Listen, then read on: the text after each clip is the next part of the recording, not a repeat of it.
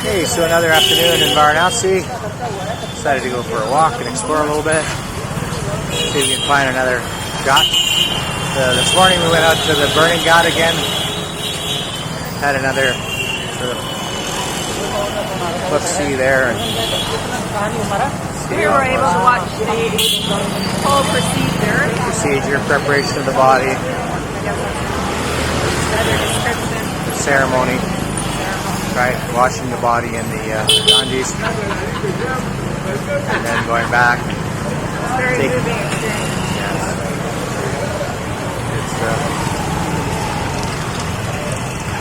It's very, very interesting, the faith these people have. So now we're taking another walk. We're hoping to get to another ghat further down, and we'll see if we make it there. We're still not quite sure. The street signs and directions. We have been lost in Varanasi a few times now, like really lost. If you turn into the little kind of alleyway, you become completely lost, like a big maze. Yeah. There's no way you can see any landmarks other than you may be lucky enough to see a ray of sunshine coming through from somewhere. So if that's the case, then you'll be able to sort of at least know where the sun is, but that's about it. So now we're following right now behind this pedal rickshaw guy, and you got to hand it to these guys. We've seen them pedal or push a fully loaded rickshaw just like this one, but with two adults, luggage in front of their feet, luggage on the roof of it, and two large adults, like and children crammed in there, and then all their luggage piled on top, and it's like this little 100-pound man, barely making it. Pushing, pedaling. When it comes to a hill like this, which is just a slight hill, they have to get off and push it by hand, and then they'll hop on the going down. But got to hand it to these guys. They're very strong and resilient, as I think most people are here that live here, because it's just such a crazy place that you really have to selling some sort of weed or straw or something like this.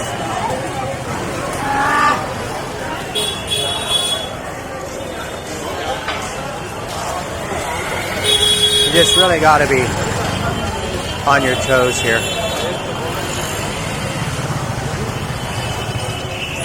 It's just a very... You have to always be looking ahead, and you have to have quick reflexes. Yeah. Because otherwise you're going to get spat on, or water thrown on you, or... Your senses, while you're in India, become attuned to the situation here. We were talking about this earlier, because ordinarily back home in North America, you're looking and you're just sort of focused on where you're going. It's not so difficult. So you're using your focus vision as to where you're going. And here in India, you use like 180 degrees of your vision, or as much as you can. You're using all your peripheral, because you're totally aware of what's coming from, or you try to be totally aware of what's coming from all directions. Like say, whether you're going to step in dog shit or dog poo, whether you're stepping human feces, whether you're going to trip on something on the road, whether you're going to get run over by a tuk-tuk or a cyclist or a scooter, or bump into people. Be aware of your bag and where it is hanging on your body. It's just, there's so many things that you're aware of, and then of course your sense of smell and everything else is just, you're always constantly aware of your surroundings and the people that are around you. It's just, it's very tiring. But at the end of the day, especially here in Varanasi, we find that it's probably the busiest city that we've been to yet, right? In terms of walking around and foot traffic. foot traffic, and it's definitely, I guess I wouldn't use the word dirty, but maybe I would. It doesn't seem as clean as the rest of the city. Yeah, even though we thought Delhi was the dirtiest, No, not. I don't think it is. There's just a lot of, and what we've been doing is we've been going out for, say, 2-hour jaunts, maybe 3 hours. Because I have fairly bad diarrhea at the moment. So then we'll head back to our hotel room and just kind of relax and chill and regroup and wash our feet, because in that 2 hours we'll go back and our feet will be black from the dust and stuff here. Like, it's just so dusty and dirty here. It's amazing.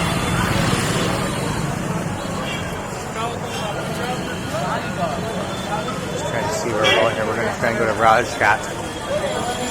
Just straight ahead here somehow. There's another railway station there. So there's 2 railway stations down in this area. Tomorrow we leave for Delhi from a different railway station that we arrived at. So we'll see how that little adventure goes. We're on about day 25 in India, and you kind of get a little, I don't know, a little more hardened after this much time. I'm feeling more homesick now. Yeah. And I think it's because I got sick. It just makes it more difficult. Yeah, it's nice to have the comforts of home when you are sick. And luckily for us, we did get an alright, decent hotel. Yeah, Here in Varanasi, so it's sort of our savior, this whole thing. And of course, there's these crazy cows who, they don't like us. See? These cows do not. Well, they like me. Yeah, they like you. They don't like me.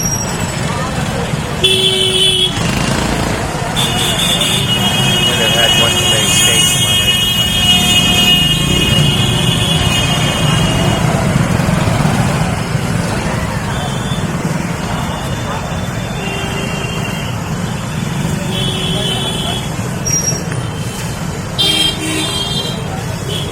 So there's modes of transportation here. You've got your pedal rickshaws. Those are the cheapest ways to get around short distances. Then you've got your electric rickshaws. I don't think they go as far. Oops.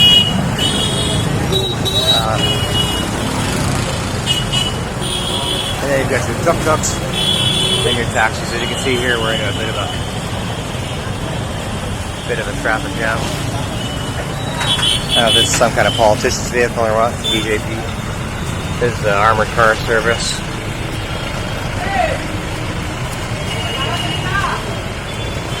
We've noticed sitting by our hotel at we're at the Dai crossing is where our hotel is. And we're sitting there having a coffee this morning and looking out and watching the police. There's a small little sort of police detachment station right there, and it's a little interesting because there's like a truck, not a truck, but a tuk-tuk of some sort, delivering cases and cases of water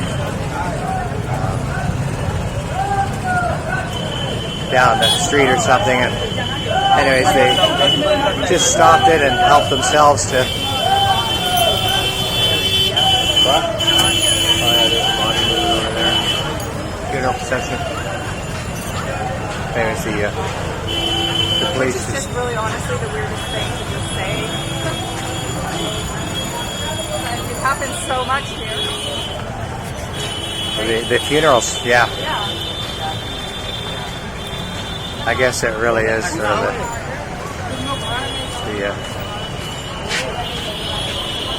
I won't say it's the death city, but it's the place for a lot of funerals. Today's the police just sort of help themselves to the water. took 3 or 4 bottles and then let the vehicle pass. We've also seen the police here just beat on vehicles and punch people in the head, which is kind of disturbing when you look at police brutality around the world. I'm sure that India has a lot of it. Guys got a extra full of oil cans. I guess they're all full. Stacked up cans of oil. Yeah, it's we've seen police officers full on punch people in the head. It's just like, really? You do that here? They do. I'm sure, tourists are totally safe and secure, but I would hate to be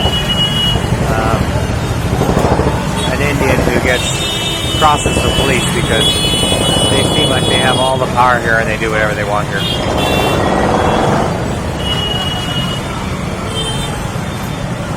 Should we squeeze around there? Oh, what's this guy?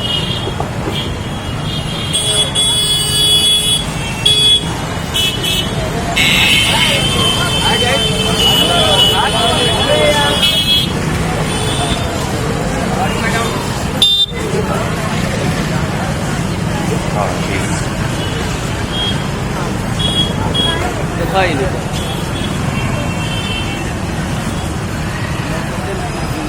Yeah, if you're the least bit claustrophobic, don't come to India. If you are anyway, I think challenged for mobility, be very careful on where you go and because it's do a lot of research. Yeah, it's a difficult I don't even place. know if it would be sensible, honestly. No. Not a lot of accommodations for no. people with that's challenges. true, yeah. Yeah, it's a we'll have to really think about India after a while. I'm sure after a while you'll be able to digest, or we'll be able to digest our experiences here, but mostly positive, and the Indian people seem so nice and seem to really are very gracious. Yeah. Helpful. Yeah, but it's just Interested in us. yeah. What do you say? Oh.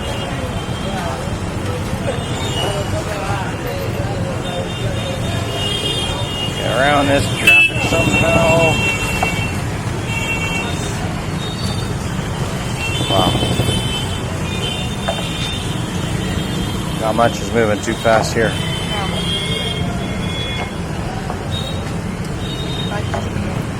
Yeah.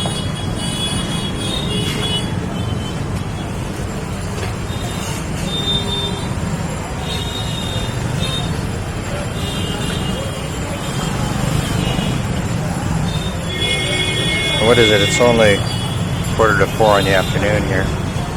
So, the school bus is coming by to drop people off.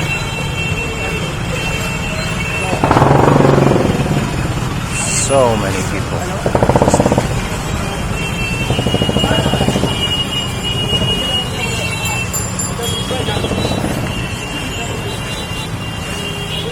Wow. Like you can understand why there's so many issues of pollution and that here, because there are just so many people. It boggles the mind. We've been to major North American cities like Los Angeles and New York, Vancouver, and honestly have never ever seen anything like this. It's a mixture of ancient historical places, poverty and wealth.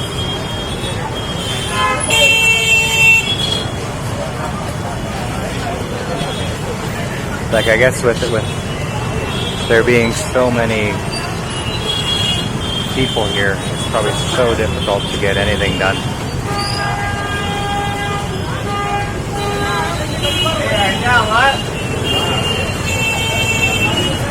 And I'm sure whatever solution that is out there, if there is a solution, it's not an easy solution, that's for sure.